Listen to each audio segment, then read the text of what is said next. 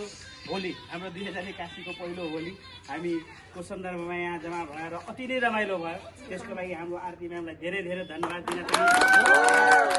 उहाँको चाहिँ नि अलिकति अब कसैले शोक र सलामी कमायो जिन्दगीमा, कसैले भोक र लिलामी कमायो जिन्दगीमा, उनीहरूकै जित हुन्छ साँचो अर्थमा, जसले माया र मलामी कमायो जिन्दगीमा।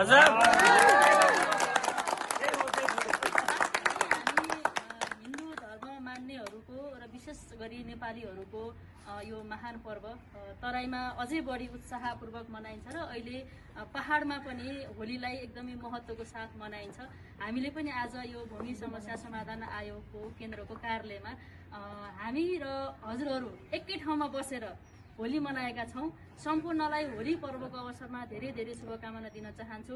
भूमि समस्या समाधान आयोगको कर्मचारीको हैसियतले हजुरहरू यहाँ उपस्थित हुनुहुन्छ। हामी राजनीतिक नियुक्तिबाट आएका मान्छेहरू छौँ, तर तपाईँ हाम्रो बिचमा कुनै पनि हिसाबको अन्तर छैन, कुनै पनि हिसाबको फरक छैन।